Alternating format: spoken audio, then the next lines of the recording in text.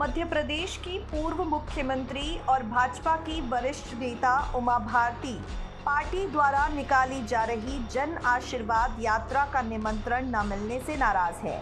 उमा भारती ने कहा, भाजपा की जन आशीर्वाद यात्रा का निमंत्रण उन्हें नहीं मिला। अब अगर निमंत्रण मिलता भी है तब भी वो इस यात्रा में शामिल नहीं होंगे।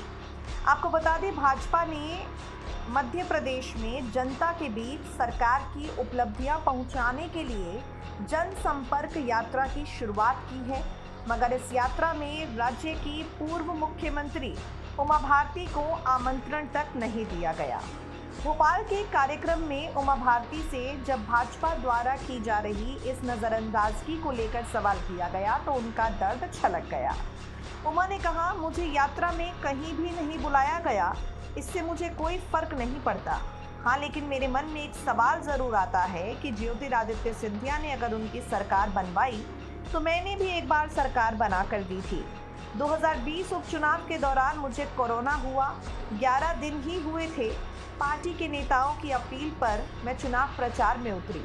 बीजेपी को जीत मिलनी ही थी, लेकिन मेरी वजह से सीट में ज़रूर इजाफा हुआ।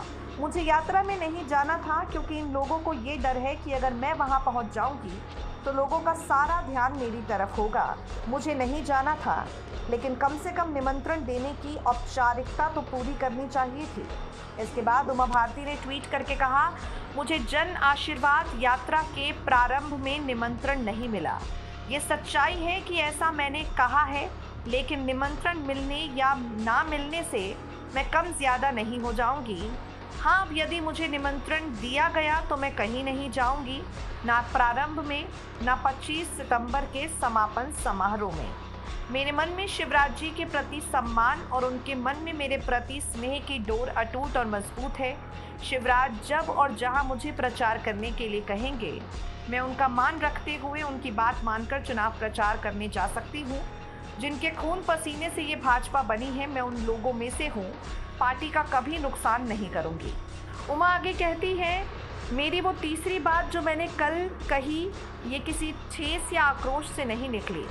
जब भोपाल के बंसल अस्पताल में मेरे चेकअप हुए और तब मैंने सरकारी और प्राइवेट अस्पतालों में ज़मीन आसमान का अंतर पाया। सरकारी और निजी शिक्षा में भी यही अंतर है और तभी से मैंने कहना शुरू किया कि हम सब नेताओं को, विधायकों, सांसदों, मंत्रियों, मुख्यमंत्रियों और सभी अधिकारियों को सरकारी अस्पताल से इलाज कराना चाहिए। सरकारी स्कूलों में बच्चों को पढ़ने के लिए भेजना चाहिए, तभी इन व्यवस्थाओं में सुधार हो पाएगा। ये एक अभियान का स्वरूप ले लेगा।